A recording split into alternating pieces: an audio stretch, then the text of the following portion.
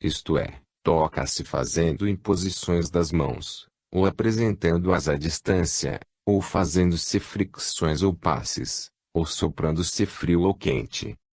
Atua-se sobre o conjunto do organismo impondo-se sucessivamente as mãos sobre a cabeça, o estômago, os rins e o ventre, fazendo-se seguir estas imposições de longos passos lentos do alto do tronco até os pés. Atua-se localmente, por meio de ações parciais sobre todas as regiões ao alcance da mão ou do sopro.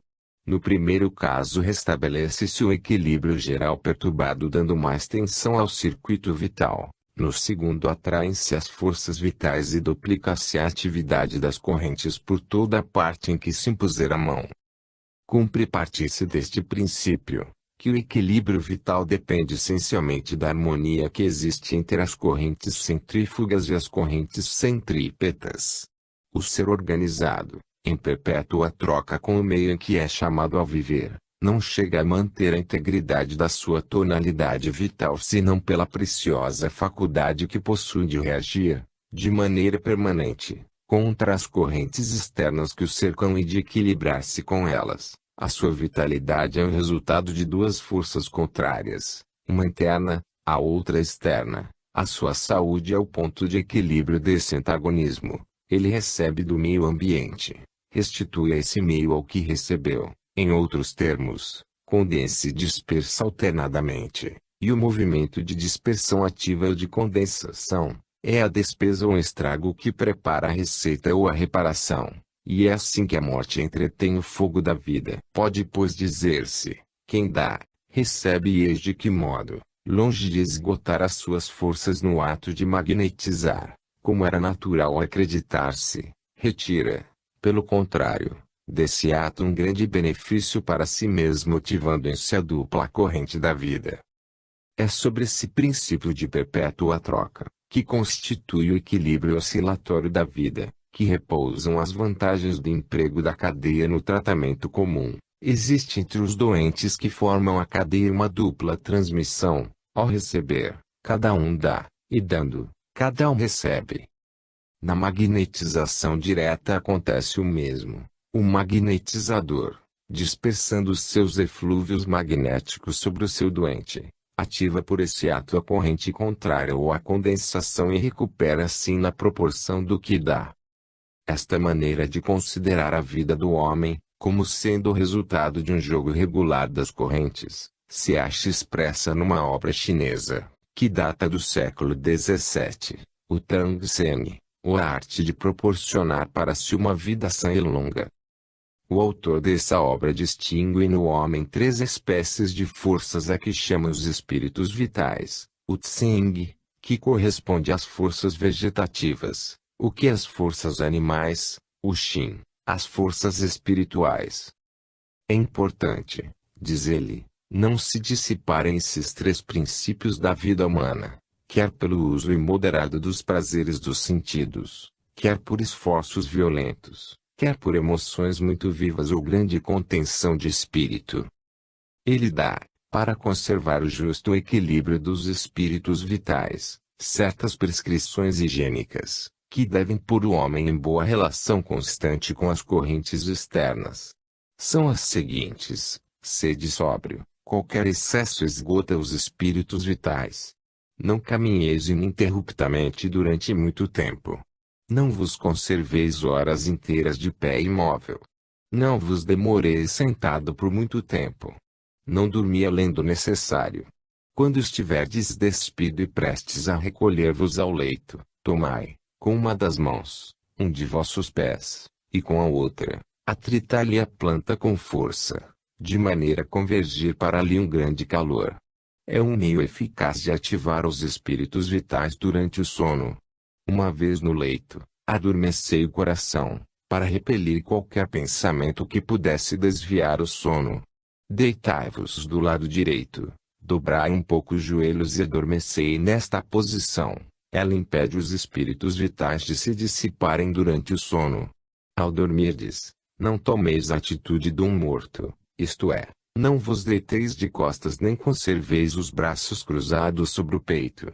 Cada vez que despertardes, Estendei-vos no leito para tornar mais livre o curso dos espíritos vitais, ou melhor, levantai-vos por um momento e fazei 2 ou 3 flexões ao longo do corpo do alto do peito até aos pés e sobre os rins e deitai-vos de novo. Levantando-vos, quando tiverdes despertado, fazei com a mão várias flexões sobre o peito na região do coração. Evitai cuidadosamente o ar encanado, como se fora uma flechada. No inverno, evitai o calor excessivo, e no estio não procureis o extremo frescor. Na primavera, quando a natureza trabalha e fermenta, regulai-vos por ela, e entregai-vos a um exercício moderado, porém frequente. Capítulo 16. Da magnetização dos animais e das plantas. A influência irradiante do homem se exerce sobre todos os seres vivos. Exemplos da influência do homem sobre os animais: cães, gatos, cavalos. Sentimento de gratidão e reconhecimento nos animais, sua sensibilidade magnética. Experiências públicas do magnetizador La Fontaine sobre um cão e um leão. Exemplos da influência do homem sobre as plantas. Experiências sobre o desenvolvimento das flores, dos frutos, dos bulbos de tulipas. 206. Vimos, 194 e 203, que a nossa influência irradiante se exerce sobre os nossos semelhantes e sobre nós mesmos, mas não se detém aí a nossa ação magnética, ela se estende igualmente aos animais e às plantas. 16. Aurindo nossas correntes a sua origem na grande corrente universal que imprime a todos os seres organizados os seus princípios vivificantes, a unidade vital da natureza fazendo com que tudo palpite sob a influência de uma mesma vibração, não é para admirar que os espíritos vitais dos animais e das plantas recebam o impulso das nossas correntes e que as propriedades desses corpos possam aumentar-se ou restabelecer-se sob a influência da nossa ação magnética. 14 e 16. Se devemos ser reconhecidos à natureza por ela nos ter outorgado o precioso dom de curar os nossos semelhantes, devemos igualmente agradecer-lhe por nos haver permitido estender os nossos benefícios aos animais domésticos, esses humildes servos que nos ajudam em nossos trabalhos diários e cuja afeição dedicada enche muitas vezes o vácuo dos nossos afetos e solidão do nosso lar.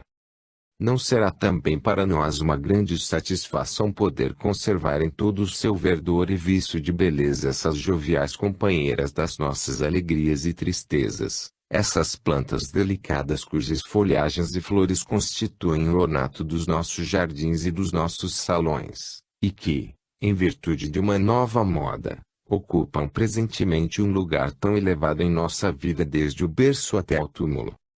Quando mesmo em nosso coração não encontrássemos ao lado do amor da humanidade um lugar modesto para os animais e as plantas, o interesse de nossa bolsa nos exigiria poupar e prolongar a existência dos seres que nos são ao mesmo tempo agradáveis e úteis, e cuja substituição não deixa de ser para nós uma despesa onerosa. Aliviar um ser que sofre, qualquer que ele seja, diz Deleuze, é sempre um bem, mas curar os animais é, além do benefício que se lhes faz, prestar também, muitas vezes, um grande serviço aos homens. Albin Gaudier cita numerosos casos em que alcançou resultados surpreendentes. Uma cachorra ainda nova acabara de parir, e tendo uma inflamação na cabeça, por causa da lactação que não se havia estabelecido, sofreu horrivelmente, apresentando os olhos inchados e quase fechados. Logo no dia seguinte, depois de 3 sessões, os olhos abriram-se perfeitamente e as dores se haviam acalmado. No fim de 3 dias, o animal achava-se restabelecido. Uma outra cachorrinha, que também acabara de parir, tinha a cabeça mais avolumada que o corpo, grania continuamente e não mais dormia. No prazo de 3 ou 4 dias, uma evacuação extraordinária se manifestou. Cessaram as dores, voltou o sono, e o animal recuperou toda a sua alegria. Os cavalos e as vacas não são menos acessíveis ao magnetismo que os cães. Albin Gaudier refere que, numa circunstância crítica, obteve sobre certa vaca um verdadeiro êxito. Ela havia comido trevo molhado. Sabe-se quais as consequências graves que trazem esse fato. A vaca inchava prodigiosamente e não havia ali quem, em tal emergência, pudesse socorrê-la.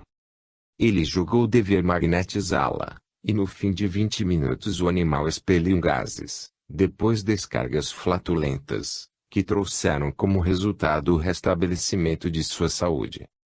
Os gatos, muito amantes de carícias, prestam-se muito especialmente à magnetização, voltam-se e retorcem-se sobre si mesmos, colocam-se de modo a receberem melhor a nossa ação, que apreciam imensamente. Eis um exemplo interessante, relatado pelo Sr. Miali. Ao entrar um dia em sua casa, ele viu um ajuntamento no pátio. Era um gato que caíra do quarto andar, e que jazia inanimado na calçada. Tentava-se chamá-lo à vida emergindo em água. O Sr. Miali mandou conduzi-lo ao seu aposento, friccioná-lo bem com esponja molhada, enxugá-lo, depois do que o estendeu sobre um tapete e o magnetizou. Pouco a pouco, o gato volta-se, estende as patas, volta a cabeça, muda de posição, abre os olhos, fecha-os depois, parecendo aguardar muito tranquilamente o resultado da operação. O Sr. Miali duplica de esforços, o gato mexe-se, e parece encorajar o seu salvador com os miados repetidos, em testemunho da satisfação que experimenta, e finalmente equilibra-se nas patas e corre, aproveitando-se da porta aberta, que lhe restitui a liberdade. 207. Os animais doentes possuem um olfato particular para discernirem o que lhe pode fazer bem, e, dando tréguas aos seus hábitos e às suas propensões, prestam-se facilmente a tudo que se exige deles para receberem os cuidados que se lhes dispensa. Tive ocasião de verificar esse fato muitas vezes. Conheci uma cachorrinha de raça escocesa, de nome Flea, tão detestavelmente brava, que ninguém podia aproximar-se dela sem correr o risco de receber uma dentada. Atordoava com seus latidos quando alguém chegava ou partia, e acompanhava-o até a porta com as mesmas demonstrações. Ninguém podia fazer-lhe uma carícia, principalmente quando ela estava no colo da sua patroa. Este animalzinho veio a cair doente, e como, apesar dos seus defeitos, fosse tratada com muito mimo, a sua indisposição despertou muitos cuidados. Tentei magnetizá-la, a fim de acalmar as preocupações da sua dona, que tinha por ela as ternuras de uma mãe, mas, conhecendo a índole do animal, dispus-me a isso com o maior receio. Foi grande a minha admiração quando, em lugar da recepção que esperava, notei que Flea deixava-se tocar, virar e revirar, como eu julgava conveniente, e desde esse momento dignou-se fazer-me um acolhimento alegre, como se guardasse reconhecimento pelo serviço que eu lhe havia prestado. Tive ainda a ocasião de tratar de uma cadela felpuda que, em consequência da enfermidade dos cachorrinhos, ficara paralítica na parte posterior do tronco. O veterinário, tendo sido consultado, disse que o mal era incurável, com grande desgosto da sua jovem dona, filha de um dos meus bons amigos. Compadeci-me de seu grande desespero, e empreendi essa cura que, com grande contentamento geral, foi coroada de pleno resultado. No fim de algumas semanas, a cadela estava tão viva e petulante, como a mais esperta das de sua espécie.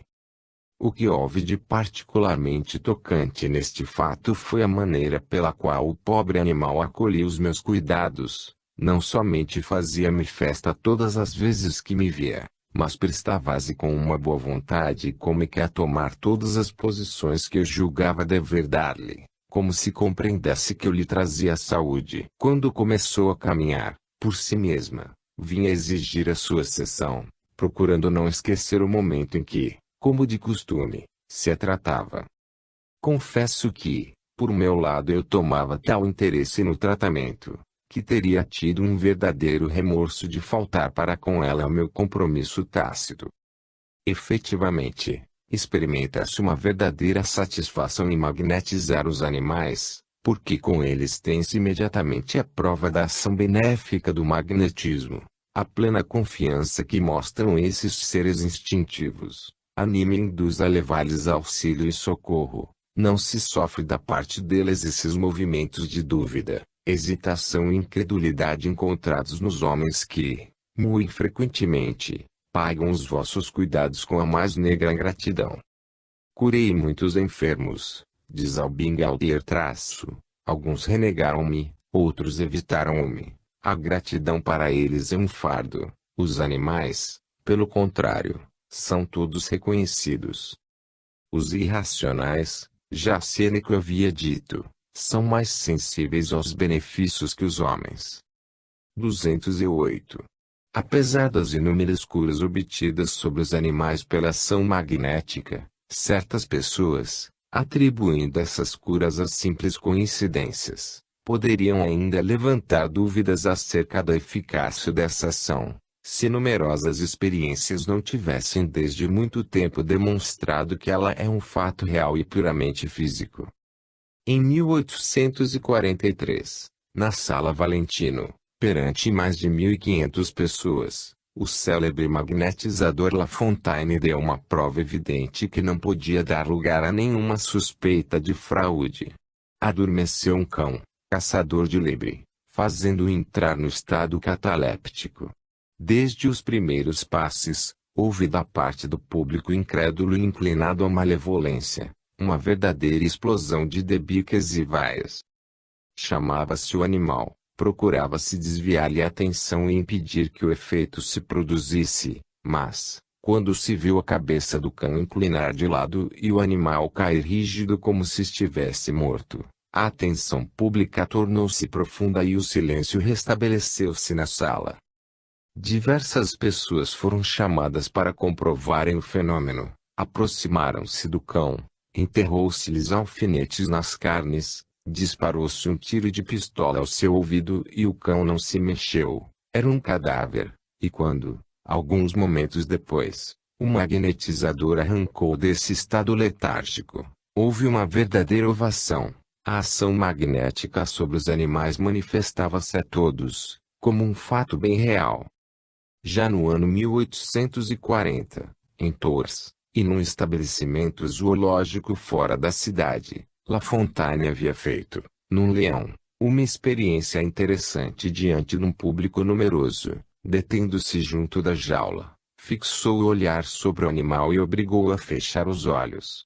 Quando, depois de 20 minutos de passes à distância, ele julgou um sono bastante profundo, abalançou-se com 1000 precauções a tocar a pata que se achava junto das grades, depois picou-a, e vendo que havia insensibilidade, levantou-a, tocou em seguida a cabeça do animal, e finalmente introduziu sua mão na garganta, com grande pasmo das pessoas presentes. Satisfeito com o que produzira, Lafontaine julgou dever despertar o leão, e fez-lhe passes de dispersão. O leão abriu os olhos, levantou-se, sacudiu a juba e recuperou os seus hábitos, passeando ao longo da jaula. 209. A ação magnética sobre as plantas não é menos manifesta do que sobre os animais. Pode-se curá-las quando estão doentes, apressar-lhes o crescimento e a florescência. Numerosos fatos apresentam-se em apoio do que avançamos. No ano 1841, em Caen, Lafontaine possuía 2 gerânios, um dos quais cheio de seiva, e o outro quase sem vida. Começou a magnetizar este último, que não somente recuperou vitalidade, mas acabou por cobrir-se de largas folhas e crescer mais do que aquele que não estava doente. O Sr. Dr. Picard, horticultor em São Quintino, fez uma série de experiências sobre enxertos de roseiras. No dia 5 de abril, sobre os 6 enxertos feitos nas mesmas condições, ele abandonou 5 ao seu desenvolvimento natural, e magnetizou o sexto. A roseira magnetizada deu, em 10 de março seguinte, 2 belos rebentos de 40 centímetros, encimados por 10 botões, enquanto que os outros tinham apenas rebentos de 5 e 10 centímetros e os botões estavam longe de despontar. O enxerto magnetizado produziu, de 5 de abril a 26 de agosto, em 2 florescências, maio e julho, 18 magníficas rosas e forneceu 38 mudas, das quais muitas deram flores, enquanto que no mesmo período os enxertos não magnetizados só floresceram uma vez, em fins de junho, e deram ramos que atingiram apenas a um desenvolvimento de 15 a 20 centímetros. O Sr. Picard experimentou igualmente a ação magnética sobre o desenvolvimento das frutas. Escolheu, sobre um pessegueiro escorado, um ramo onde havia 3 pêssegos, magnetizou-os todos os dias por espaço de 5 minutos, e no dia 24 de agosto estavam em perfeita maturação, havendo atingido um desenvolvimento de 21, 22 e 24 centímetros de circunferência, quando os outros frutos da árvore só amadureceram em 25 de setembro e atingiram no máximo a 14 ou 15 centímetros. Tais fatos não precisam de comentários. Eu mesmo tive frequentes ocasiões de averiguar a benéfica influência que podemos exercer por nossa radiação sobre as plantas. Conservei em meu aposento plantas verdes, fênix ou palmeiras, durante 10 ou 12 anos, no mais perfeito viço. Tratei, no parapeito de minha janela, de sálvias, Plectranthus fructicosus, que atingiram dimensões inteiramente desusadas, produzindo verdadeiros arbustos com mais de 1,50 metros de altura e 3 metros de ramagem, não porque eu as magnetizasse todos os dias, mas sim devido aos meus cuidados constantes. A planta é um ser vivo que exige, do mesmo modo que o animal e todos os seres da natureza, não somente os elementos necessários à conservação da sua vitalidade, ar, água, calor, luz, como também a afeição. Sim, a planta, tal como o próprio animal, não se apraz na solidão, carece de quem a cuide, de quem a toque e se ocupe dela. Vive em grande escala das nossas emanações irradiantes, e na maioria dos casos morre no abandono e no isolamento, quando a arrancamos do seu estado natural. Por isso que a não associamos suficientemente à intimidade do nosso lar. Pode-se bem fazer uma ideia do efeito produzido por nossa ação irradiante sobre as plantas, atuando sobre bulbos de tulipas e de jacintos.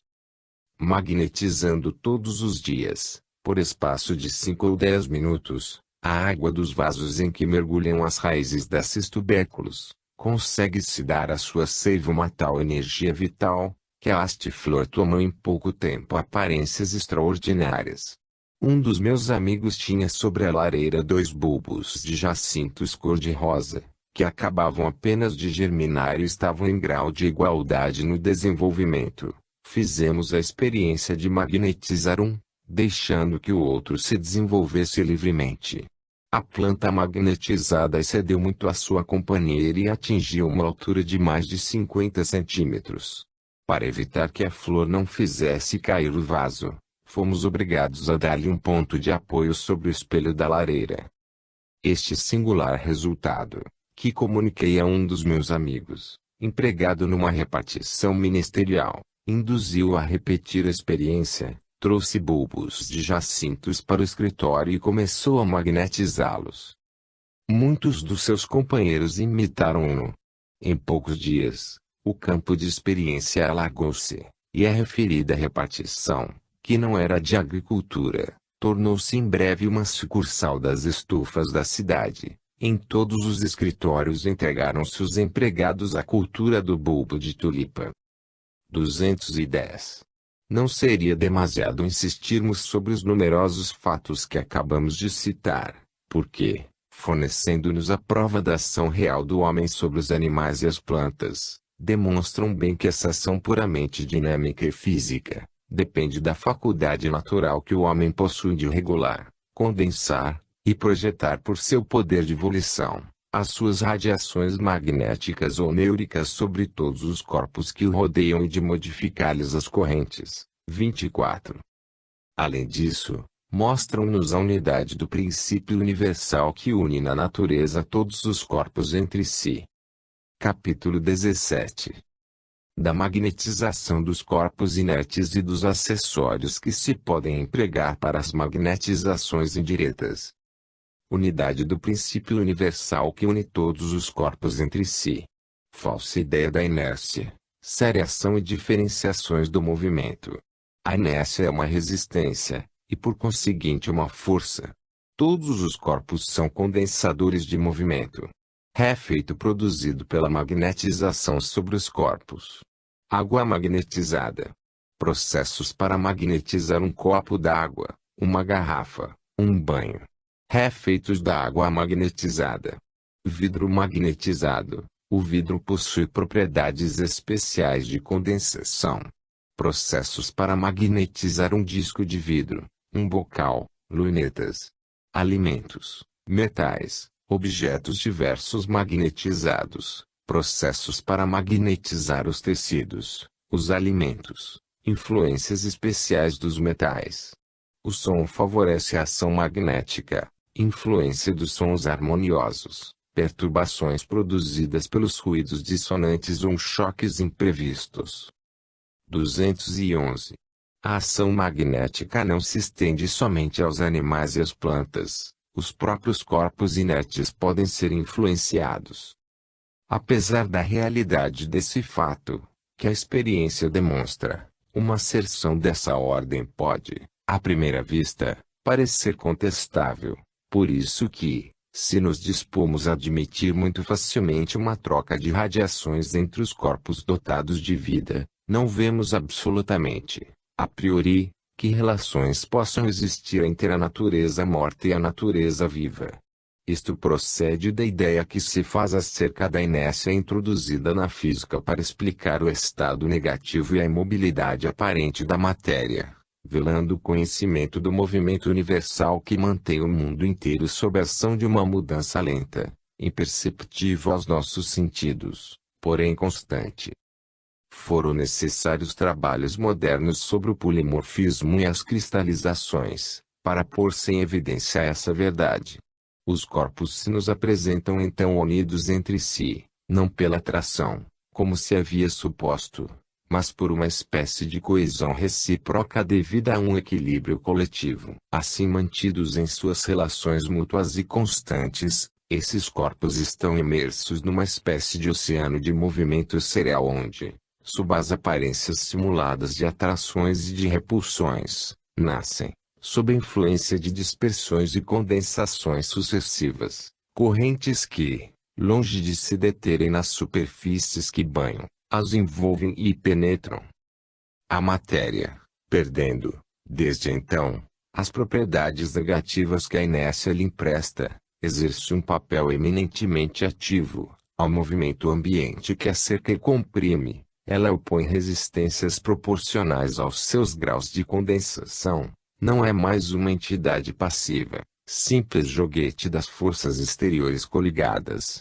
mas sim uma força virtualmente ativa em antagonismo constante com as outras forças.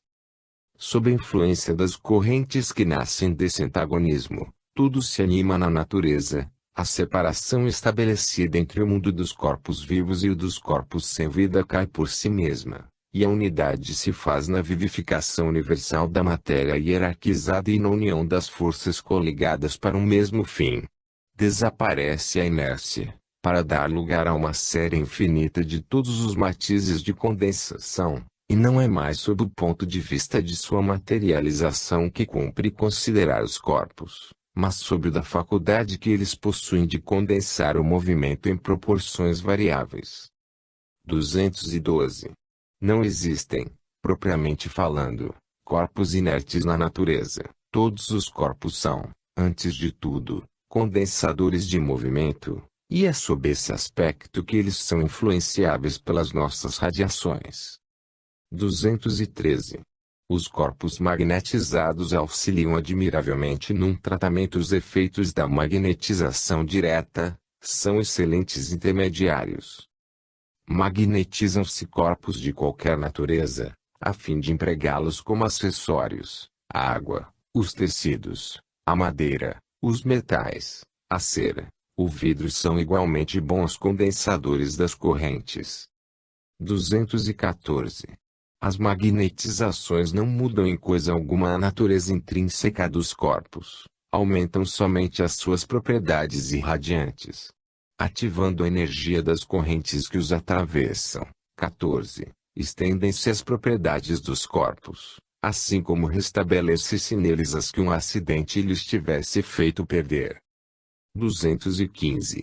Os corpos submetidos à nossa ação magnética restituem, pelo contato, uma parte da energia transmitida, porque a magnetização, dobrando a sua faculdade condensadora ou a sua corrente centrípeta, põe em ação outro tanto de sua faculdade dispersiva ou da sua corrente centrífuga. É essa perpétua tendência ao equilíbrio entre as funções de condensação e as de dispersão que permitiu considerar indistintamente todos os corpos da natureza como reservatórios da força magnética. 12. Como nenhuma modificação aparente se manifesta nos corpos quando se os magnetiza, seria difícil verificar o aumento das propriedades destes corpos produzido pela magnetização, se não houvesse um meio de exame. Esse meio foi fornecido pelos sensitivos. Os pacientes sensíveis sabem muito bem, no estado magnético, distinguir um objeto magnetizado de outro que não é. Eis aqui vários exemplos. Eu tinha um sonâmbulo de extrema sensibilidade. Bastava-me magnetizar um objeto qualquer, uma cadeira, um livro, um papel, e deixar esse objeto misturado com outros da mesma espécie. Nunca o meu sonâmbulo deixou de encontrar o objeto magnetizado no meio daqueles que não estavam. Se, estando acordado, o acaso levava-o a tocar um objeto que houvesse magnetizado fora de sua presença, o simples contato desse objeto punha instantaneamente no estado magnético. Muitas vezes repeti essa experiência, e sempre com bom resultado. Antes da chegada do sonâmbulo, eu magnetizava um objeto qualquer visível sobre a mesa ou sobre a lareira, uma caixa de fósforos, por exemplo, toda vez que, por inadvertência, o sonâmbulo tocava no objeto magnetizado, ele girava sobre si mesmo e caía instantaneamente em sono magnético, e o efeito era fulminante. No estado sonambúlico, os sensitivos veem sempre a água magnetizada fosforescente. Um dia colocaram uma garrafa d'água magnetizada sobre a mesa, ao lado de uma pessoa que eu tinha por costume pôr em estado magnético. Era uma pessoa muito fácil de ser influenciada. A simples vizinhança dessa garrafa magnetizada bastou para adormecê-la, e quando tirei-a desse estado, foi necessário remover a garrafa de cima da mesa para que se não reproduzisse a mesma cena. Alguns dias antes, o simples contato de um anel de ouro magnetizado, que eu havia passado para o dedo dessa pessoa sem preveni-la do efeito que podia produzir-se, instantaneamente mergulhara no sono magnético. Esses efeitos inopinados, produzidos por um objeto magnetizado sobre sonâmbulos não prevenidos, dão a prova mais palpável da ação inteiramente física do magnetismo. Água magnetizada. 216. A água é, de todos os corpos inertes, o que mais facilmente se magnetiza e que também comunica melhor a energia de que é portadora. A água, por si mesma, já é, como o ar, a luz e o calor, um dos elementos primordiais da nossa vida planetária. Magnetizando-a, aumenta-se consideravelmente a energia das suas propriedades vitais. Na opinião de todos aqueles que se ocupam de magnetismo sob o ponto de vista curador, a água magnetizada representa um papel muito importante na medicina magnética. De todas as magnetizações intermediárias é a que produz efeitos mais surpreendentes e mais úteis à saúde. Entre os acessórios dos tratamentos magnéticos, eu encaro a água magnetizada como um dos mais preciosos. Empreguei-a muitas vezes, e com a maior vantagem. Dr. Roulier, 1817. A água magnetizada é um dos agentes mais poderosos e salutares que se podem empregar, via produzir efeitos tão maravilhosos que eu receava iludir-me, e só pude acreditar depois de milhares de experiências. Os magnetizadores não fazem muito uso da água magnetizada. Entretanto, ela lhes pouparia muitas fadigas, dispensariam os seus doentes de vários remédios e acelerariam a cura se dessem a esse meio todo o valor que merece. Deleuze. 217. A água magnetizada deve ser empregada como acessório de todo o tratamento para auxiliar a ação magnética direta. Receita-se como bebida nas refeições ou nos intervalos, emprega-se também em banhos e loções. 218. Magnetiza-se a água da maneira seguinte, conforme os recipientes que a contêm. Para magnetizar um copo d'água, toma-se este com a mão esquerda, e com a direita faz-se imposições e passes na superfície do líquido e ao longo das paredes do copo.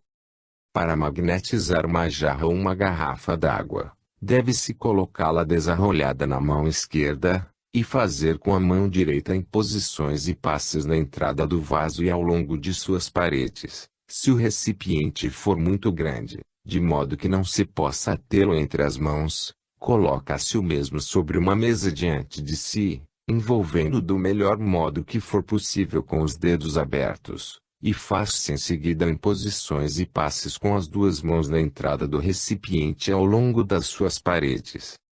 Para magnetizar um banho, passa-se a mão aberta pela superfície da água, de uma extremidade à outra da banheira, mergulhando-a. Em seguida, durante alguns minutos, depois, estende-se as mãos fora da água, para o centro, fazendo passes sucessivos muito lentos sobre a superfície da água.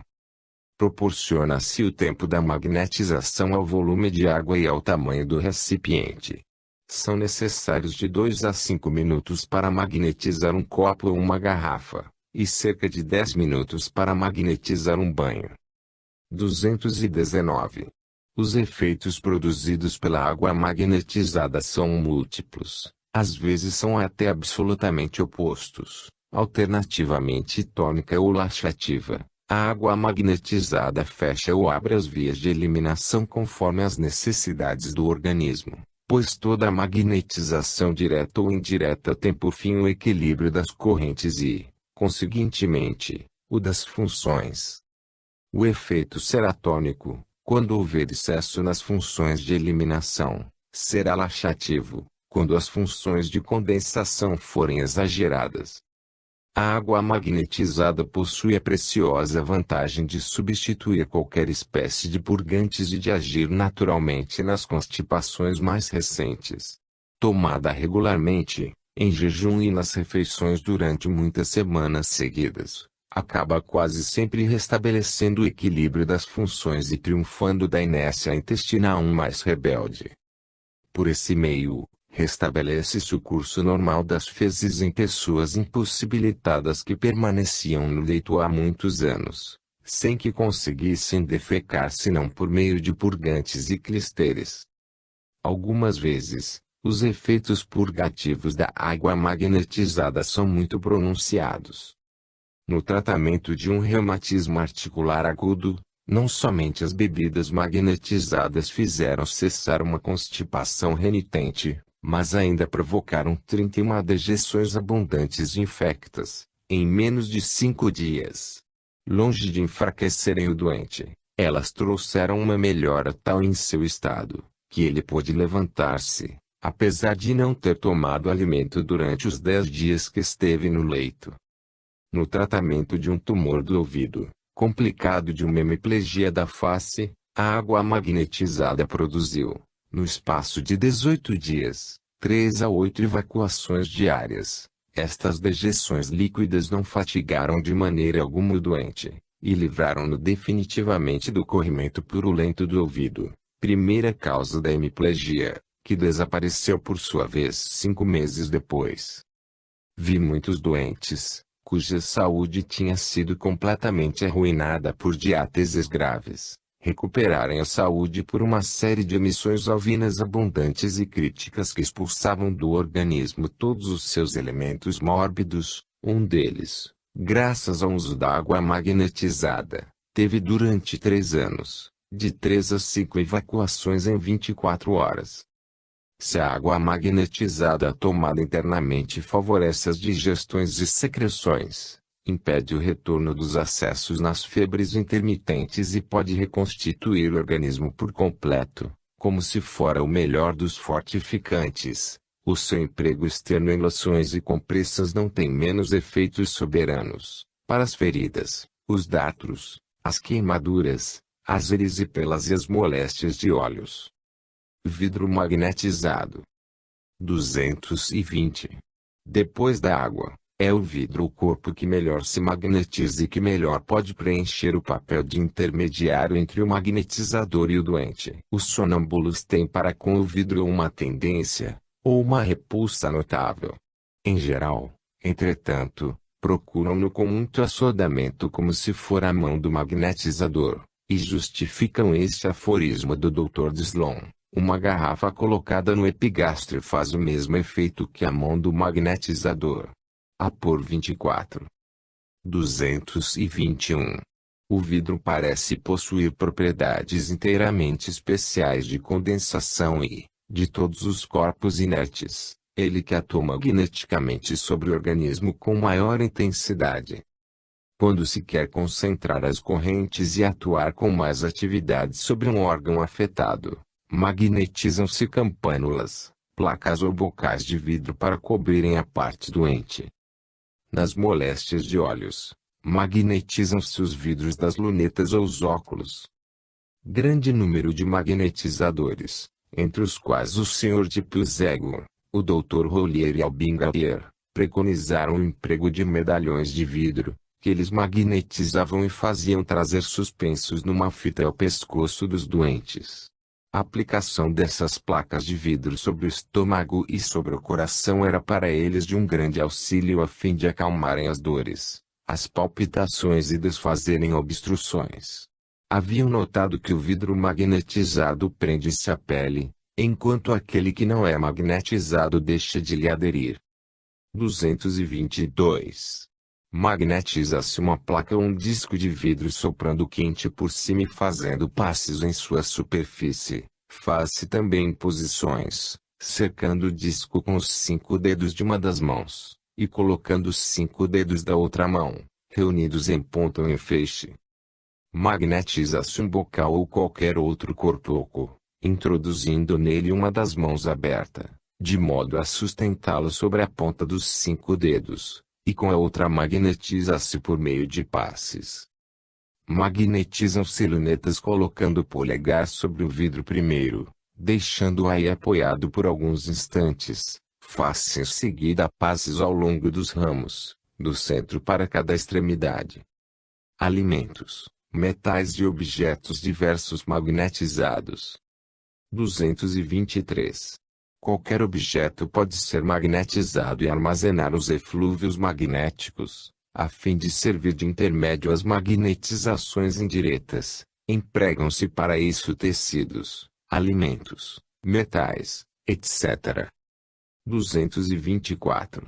Magnetiza-se um lenço, um pedaço de flanela, um retalho de algodão, soprando quentes sobre eles e conservando o tecido desdobramento na mão esquerda, enquanto com a mão direita se fazem passes ou apresentam-se os dedos em ponta. 225.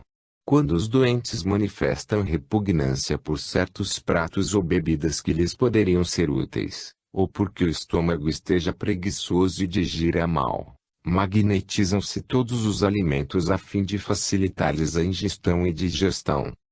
Para magnetizar os alimentos sólidos, apresentam-se os 5 dedos reunidos em ponta alguns centímetros acima do vaso que os contém, e termina-se a operação por alguns passes.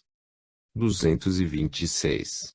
Quanto aos objetos metálicos, ainda que bons condensadores, não podem ser de uso corrente como a água, o vidro e os panos, por isso que, possuindo propriedades especiais, por si mesmos influenciam muito diversamente o organismo em razão das idiosincrasias e dos temperamentos. O contato do ferro é geralmente insuportável a todos os sonâmbulos, este contato os inquieta, irrita e queima. O ouro, que por si mesmo possui uma virtude tão calmante, dissipa as dores locais e resolve as contrações, e torna-se para certos sensitivos um excitante que provoca contrações e espasmos. O som. 227. Toda emissão de som favorece a ação magnética, com a condição que os sons sejam harmônicos e não venham surpreender o sonâmbulo com o ruído dissonante de um choque. O vento, o farfalhar das folhas, o murmúrio de um regato, a queda de uma cascata ou de um repuxo, auxiliam a ação magnética e concorrem para o sono magnético, se o doente for predisposto a isso. Mesmer, Ap. 164. 228. A música, principalmente quando melodiosa e suave, tem uma influência enorme sobre os nervos, produz muitas vezes crises úteis de êxtase. A sua potência expansiva pode, em certos casos, ajudar a resolver favoravelmente os mais graves estados críticos. Tive muitas vezes ocasião de averiguar a benéfica influência da música e principalmente do canto, nas crises produzidas pelos tratamentos magnéticos. Tive especialmente uma doente muito interessante, a senhorita Luísa C., afetada de atrofia muscular progressiva, em quem o tratamento determinava crises violentas bem frequentes, e que só a música conseguia dominar. Era bastante uma de suas amigas, que assistia às sessões e possuía excelente timbre de voz, começar a cantar em voz baixa a bela romance de Paulo e Virgínia O Pássaro Se Vai, para que imediatamente toda a exaltação diminuísse e a calma se restabelecesse. Uma profunda interrupção se dava, lágrimas inundavam seu rosto, e a jovem doente, subitamente acalmada, seguia numa espécie de êxtase todas as inflexões da voz da sua amiga, que parecia conservá-la numa magia invencível. 229. Qualquer ruído ou som brusco e violento, tudo o que tende, em uma palavra, a surpreender o sonâmbulo, é uma causa de perturbação que pode apresentar perigo. Esses meios, em todo caso, nada têm de curativos e devem ser prudentemente afastados do tratamento. As pancadas de tantã, que mergulham brutalmente os sonâmbulos no estado cataléptico, só serviram para maravilhar a multidão por efeito teatral preparado. Em geral, os sonâmbulos assimilam muito melhor os sons harmônicos do que os ruídos. Na maioria, ficam completamente estranhos aos ruídos que os cercam e percebem sons harmônicos os mais longínquos. Vi sonâmbulos não se perturbarem de nenhum modo com as conversações, entradas e saídas de pessoas, portas que se abriam e fechavam, gritos, latidos de cães, e de repente saírem de sua letargia para prestarem atenção aos sons de uma música ou de cantos que nenhum dos assistentes percebia desde logo, por causa da grande distância. 230. Podem-se tirar muito bons efeitos da magnetização acústica, num tratamento particular, porém, esse gênero de magnetização não pode ser empregado no tratamento em comum, porque certos doentes experimentariam com ele um benefício incontestável, enquanto que outros ficariam profundamente perturbados. Os instrumentos mais favoráveis ao desenvolvimento da ação magnética são, depois da voz humana, a flauta, a harpa, a cítara. Mesmer, em suas sessões, empregava frequentemente esta última. Diversos magnetizadores pretendem que os sons que partem de um instrumento magnetizado fazem mais efeito num doente, do que os de um instrumento que não esteja, mas nunca tive ocasião de fazer experiências a esse respeito. Capítulo 18. Da sensibilidade magnética. Os efeitos magnéticos são fenômenos físicos. Primeiros sintomas, graus de sensibilidade dos doentes. Causas que desenvolvem ou minoram esta sensibilidade. Efeitos produzidos sobre as crianças, sobre pessoas anêmicas ou debilitadas, sobre pessoas muito nervosas. Relações de analogia que devem existir entre magnetizador e magnetizado. Ação magnética geral ou parcial.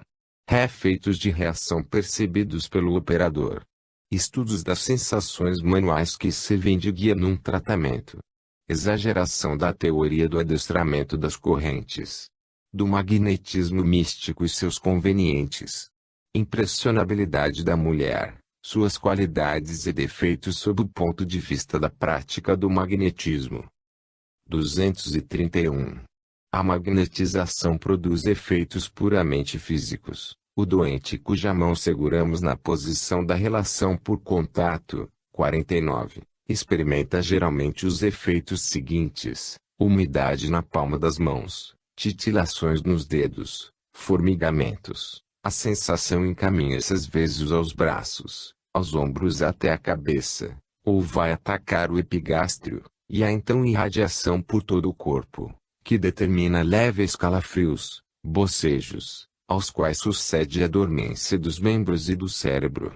Em uns, o pulso diminui, o rosto empalidece, as pálpebras oscilam e fecham-se, os queixos e os membros se contraem, a sensação de frio. Em outros, o pulso se acelera, sobem ao rosto fugazes que o avermelham, o olhar aviva-se, a transpiração, acessos de riso ou pranto.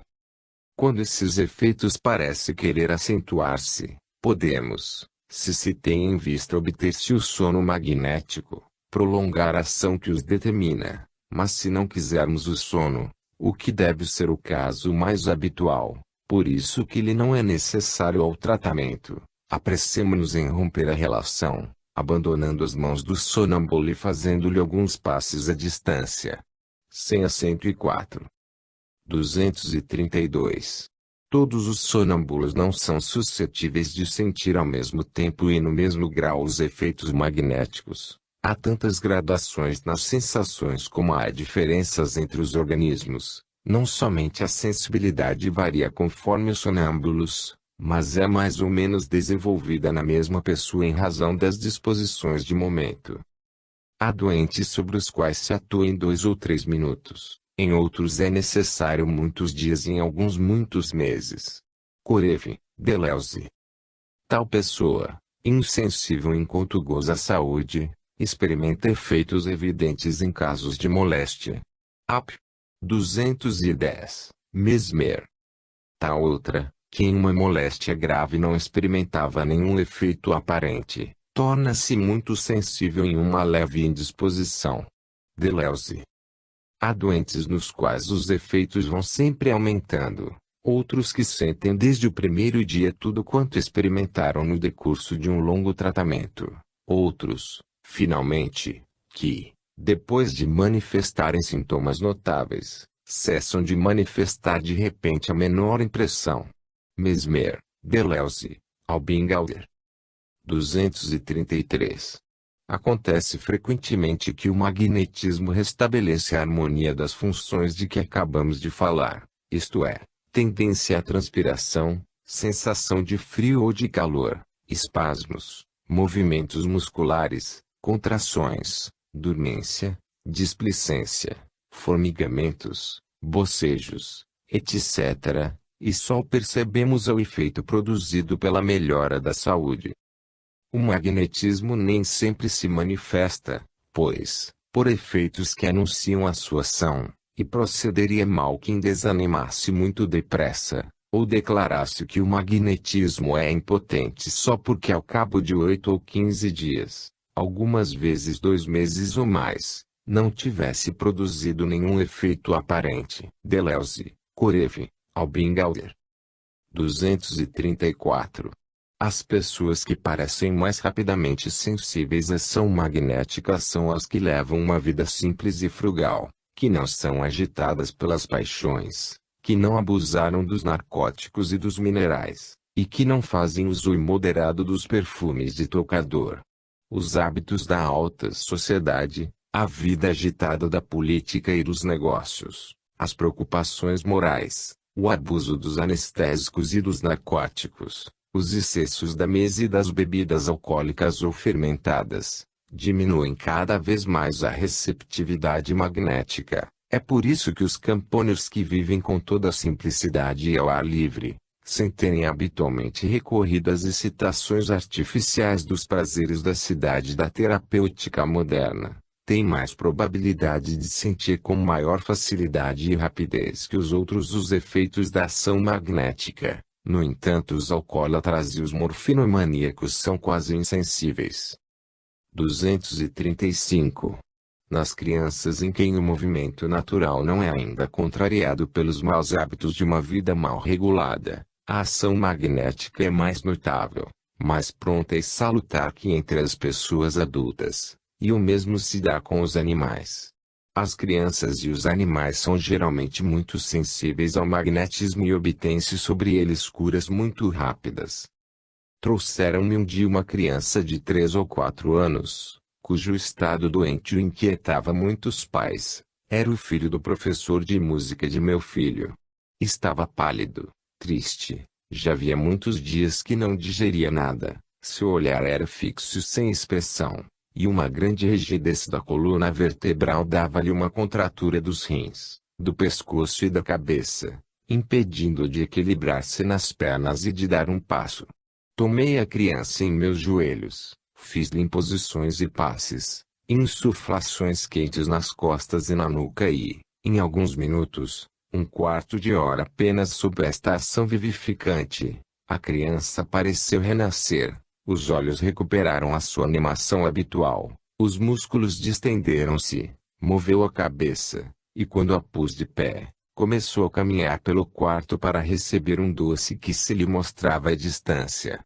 Esses poucos minutos de magnetização bastaram para dominar um estado mórbido inquietador, que já durava há muitos dias e que cessou como por encanto, porque, desde essa noite, o apetite, a alegria, o funcionamento regular do organismo recomeçaram como se a criança nunca tivesse estado doente. Este é um exemplo entre 1000, mas não há uma enfermidade da infância, febre, diarreia, constipação, vômitos, convulsões, moléstias eruptivas, tosse, coqueluche, que não possa ser imediatamente suscitada por uma ou duas magnetizações feitas em tempo oportuno, antes que essas lutas ou esses desvios de crescimento não tenham tido tempo de tomar uma feição séria.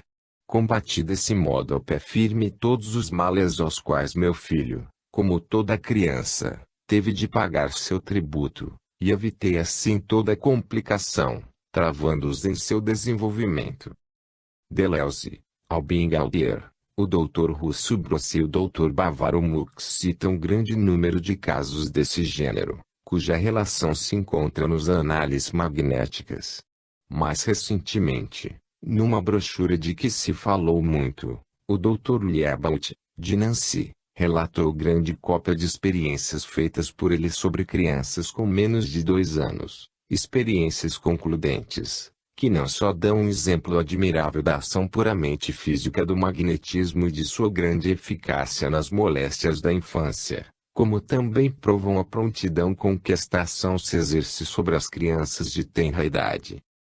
236. É preconceito acreditar-se que as pessoas de compleição delicada ou enfraquecidas pelas moléstias crônicas são mais sensíveis que as outras. Geralmente, não são os indivíduos edemaciados ou de temperamento nervoso que dão mais depressa indícios de sensibilidade magnética. Pelo contrário, são antes as naturezas enérgicas e vivazes que melhor correspondem aos movimentos de reação que se procura produzir pela magnetização. Na maior parte dos indivíduos nervosos e nas moléstias que mais especialmente afetam o sistema nervoso, onde a prostração e a anemia alternam com uma grande superexcitabilidade, o magnetismo atua na maioria dos casos, sem produzir efeitos aparentes, e se, às vezes, com o correr do tempo, o magnetismo consegue triunfar dessas perturbações profundas da inervação, acontece frequentemente que se obtém a produção de fenômenos singulares que não são sempre seguidos dos resultados curativos que deles se espera. Em suma, seria erro acreditar-se que as afecções nervosas caem, mais especialmente que as demais moléstias, sob a competência do magnetismo, A ideia falsa que se fez e ainda se faz do papel fisiológico do magnetismo e de seus efeitos curadores contribui grandemente para entreter esse preconceito, que a observação e a experiência deveriam ter há muito tempo desarraigado. 237. Há igualmente uma opinião segundo a qual a sensibilidade magnética e,